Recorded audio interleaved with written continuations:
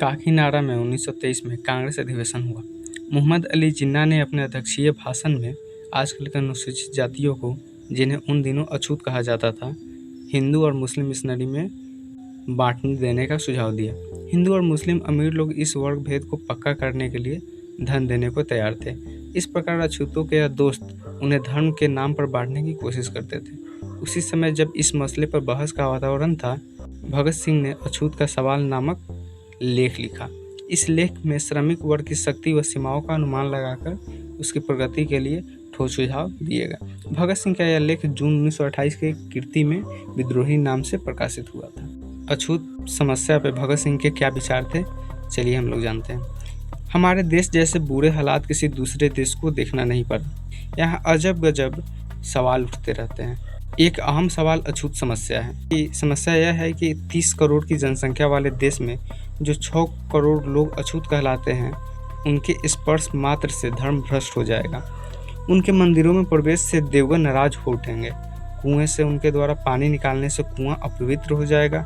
ये सवाल 20वीं सदी में किए जा रहे हैं, जिन्हें कि सुनते ही शर्माती हैं। हमारे देश बहुत आध्यात्मवादी है, लेकिन हम मनुष्य को मनुष्य का दर्जा देते हुए भी झिझकते हैं, जबकि पूर्णतः भौतिकवादी कहलाने वाले यूरोप कई सदियों से इंकलाब की आवाज़ उठा रहा है। उन्होंने अमेरिका और फ्रांस की क्रांतियों के दौरान ही समता की घोषणा कर दी।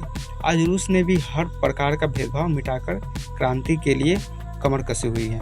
हम सदा ही आत्मा परमात्मा के वजूद को लेकर चिंतित होने तथा इस जोरदार बहस में उलझे हुए हैं कि क्या अछूत को जनेऊ दे दिया जाएगा, वे वेद शास्त्र पढ़ने के अधिकारी हैं अथवा नहीं।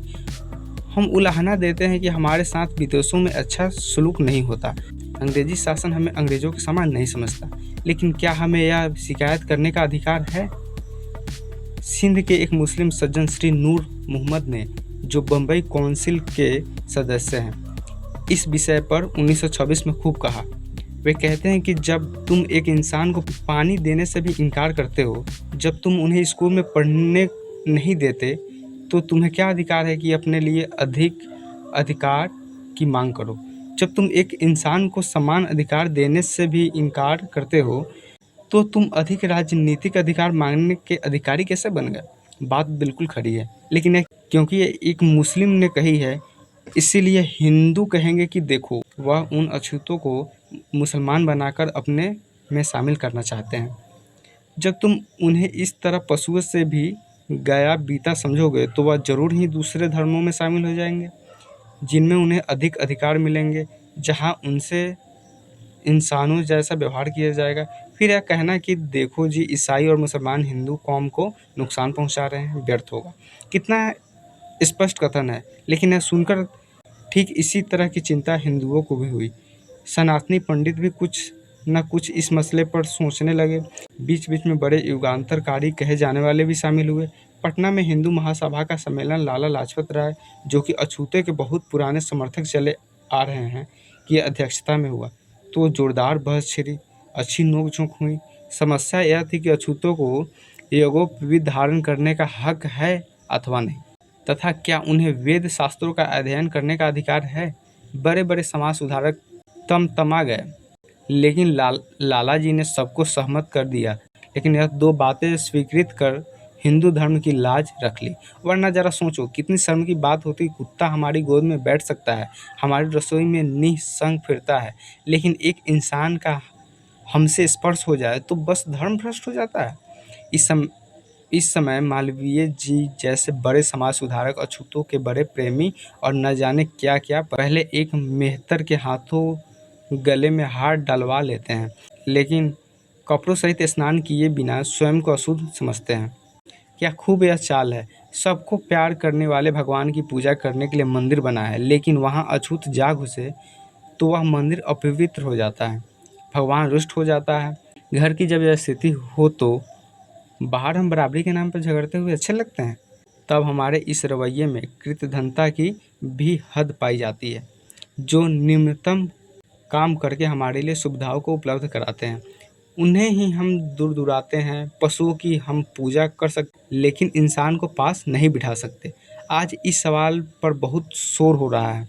उन विचारों पर आजकल विशेष ध्यान दिया जा रहा है। देश में मुक्ति की कामना जिस तरह बढ़ रही है, उसमें सांप्रदायिक भावना ने और कोई लाभ पहुंचाया हो अथवा नहीं, लेकिन एक लाभ जरूर पहुंचाया है। अधिक अधिकारों की मांग। अधिक अधिकारों की मांग के लिए अपनी अपनी कौमों की संख्या बढ़ाने की चिंता सबको हुई। मुस्लिमों ने जरा ज़्यादा जोर दिया। उन्होंने अछूतों को मुसलमान बनाकर अपने बराबर अधिकार देना शुरू कर दिए। इससे हिंदुओं के अहम को चोट पहुंची, स्पर्धा बढ़ी, फसाद भी हुए। धीरे धीरे सिखों ने भी सोचा कि हम पीछे न रह जाए। उन्होंने भी अमृत छकाना आरंभ कर दिया। हिंदू सिखों के बीच अछूतों के जनेऊ उतारने या केस कटवाने के सवाल पर झगड़े हुए। अब तीनों कौम अछूतों को अपनी अपनी ओर खींच रही है। इसका बहुत शोर शराबा है। उधर ईसाई चुपचाप उनका रुतबा बढ़ा रहे हैं। चलो, इस सारी हलचल से ही देश के दुर्भाग्य की लानत दूर हो रही है। इधर जब अछूतों ने देखा कि उनकी वजह से इनमें फसाद हो रहे हैं तथा उन्हें हर कोई अपनी अपनी खुराक समझ रहा है, तो वे अलग ही क्यों न संगठित हो जाए। इस विचार के अमल में अंग्रेजी सरकार का कोई हाथ हो अथवा न हो, लेकिन इतना अवश्य है कि इस प्रचार में सरकारी मिशनरी का काफ़ी हाथ था। आदि धर्म मंडल जैसे संगठन उस विचार के प्रचार का परिणाम है। अब एक सवाल और उठता है कि इस समस्या का सही निदान क्या हो। इसका जवाब बड़ा अहम है। सबसे पहले यह निर्णय कर लेना चाहिए, जब इंसान समान है तथा न तो जन्म से कोई भिन्न पैदा हुआ और न कार्य विभाजन से, अर्थात क्योंकि एक आदमी गरीब मेहतर के घर में पैदा हो गया, इसीलिए जीवन भर मैला ही साफ करेगा और दुनिया में किसी तरह के विकास का काम पाने का उसे कोई हक नहीं। ये बात फिजूल है। इस तरह हमारे पूर्वज आर्यों ने इनके साथ ऐसा अन्यायपूर्ण व्यवहार किया तथा उन्हें नीच कहकर दुत्कार दिया एवं निम्न कोटि के कार्य करवाने लगे। साथ ही यह भी चिंता हुई कि कहीं ये विद्रोह न कर दे।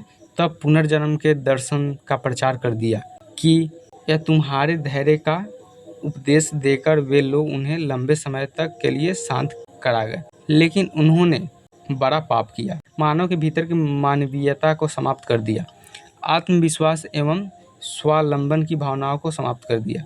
बहुत दमन और अन्याय किया गया। आज उस सब के प्रायश्चित का वक्त है। इसके साथ एक दूसरी गड़बड़ी हो गई। लोगों के मनों में आवश्यक कार्यों के प्रति घृणा पैदा हो गई। हमने जुलाहों को भी दुत्कारा। आज कपड़ा बुनने वाले भी अछूत समझे जाते हैं। यूपी की तरफ कहार को भी अछूत समझा जाता है। इससे बड़ी गड़बड़ी पैदा हुई। ऐसे में विकास की प्रक्रिया में रुकावटें पैदा हो रही है। इन तबकों को अपने समक्ष रखते हुए हमें चाहिए कि हम न इन्हें अछूत कहें और न समझें, बस समस्या हल हो जाती है। नौजवान भारत सभा तथा नौजवान कांग्रेस ने जो ढंग अपनाया है वह काफ़ी अच्छा है। जिन्हें आज तक अछूत कहा जाता रहा, उनसे अपने इन पापों के लिए क्षमा याचना करनी चाहिए तथा उन्हें अपने जैसा इंसान समझ, बिना अमृत छकाए, बिना कलमा पढ़ाए या शुद्धि किए उन्हें अपने में शामिल करके उनके हाथ से पानी पीना यह उचित ढंग है। और आपस में खींचतान करना और व्यवहार में कोई भी हक न देना कोई ठीक बात नहीं है। जब गाँव में मजदूर प्रचार शुरू हुआ, उस समय किसानों को सरकारी आदमी यह बात समझाकर भड़काते थे कि देखो, यह भंगी चमारों को सिर पर चढ़ा रहे हैं और तुम्हारा काम बंद करवाएंगे। बस किसान इतने में ही भड़क गए। उन्हें याद रहना चाहिए कि उनकी हालत तब तक नहीं सुधर सकती जब तक कि इन गरीबों को नीच और कमीने कहकर अपने जूते के नीचे दबाए रखना चाहते हैं। अक्सर कहा जाता है कि वह साफ नहीं रहते। इसका उत्तर साफ है, वे गरीब है। गरीबी का इलाज करो। ऊंचे ऊंचे कुलों के गरीब लोग भी कोई कम गंदे नहीं रहते।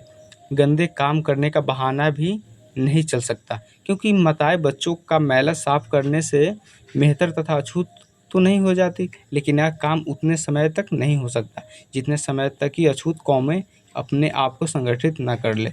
हम तो समझते हैं कि उनका स्वयं को अलग संगठनबद्ध करना तथा मुस्लिमों के बराबर गिनती में होने के कारण उनके बराबर अधिकारों की मांग करना बहुत आशाजनक संकेत है। या तो सांप्रदायिक भेद का झंझट ही खत्म करो, नहीं तो उनके अलग अधिकार उन्हें दे दो।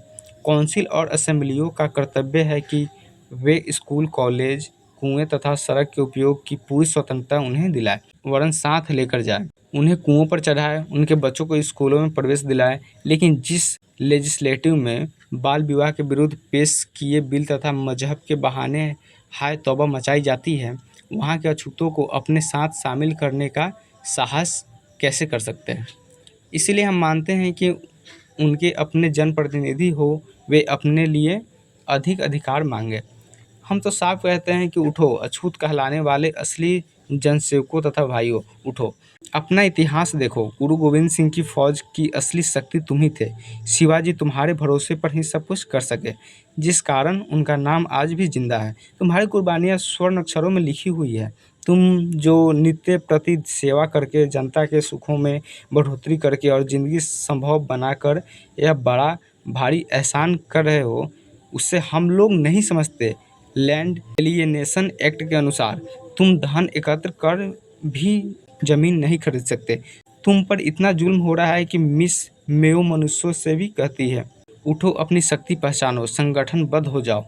असल में स्वयं कोशिश किए बिना कुछ भी ना मिल सकेगा। स्वतंत्रता के लिए स्वाधीनता चाहने वाले को यत्न करना चाहिए। इंसान की धीरे धीरे कुछ ऐसी आदतें हो गई है कि वह अपने लिए तो अधिकार अधिकार चाहता है, लेकिन जो उनके मातहत हैं उन्हें वह अपनी जूती के नीचे दबाए रखना चाहता है। कहावत है, लातों के भूत बातों से नहीं मानते। अर्थात संगठनबद्ध हो, अपने पैरों पर खड़े होकर पूरे समाज को चुनौती दे दो। तब देखना कोई भी तुम्हें तुम्हारे अधिकार देने से इनकार करने की जुर्रत न कर सकेगा। तुम दूसरों की खुराक मत बनो, दूसरों के मुंह की ओर न ताको, लेकिन ध्यान रहे, नौकरशाही के झांसे में मत फंसना। यह तुम्हारी कोई सहायता नहीं करना चाहती, बल्कि तुम्हें अपना मोहरा बनाना चाहती है। यह पूंजीवादी नौकरशाही तुम्हारी गुलामी और गरीबी का असली कारण है। इसलिए तुम उसके साथ कभी न मिलना, उसकी चालों से बचना, तब सब कुछ ठीक हो जाएगा। तुम असली सर्वहारा हो, संगठनबद्ध हो जाओ, तुम्हारी कुछ भी हानि न होगी, बस गुलामी की जंजीरें कट जाएंगी। उठो और वर्तमान व्यवस्था के विरुद्ध बगावत खड़ी कर दो। धीरे धीरे होने वाले सुधारों से कुछ नहीं बन सकेगा। सामाजिक आंदोलन से क्रांति पैदा कर दो। राजनीतिक और आर्थिक क्रांति के लिए कमर कस लो। तुम ही तो देश का मुख्य आधार हो, वास्तविक शक्ति हो। सोए हुए शेरों, उठो और बगावत खड़ी कर दो।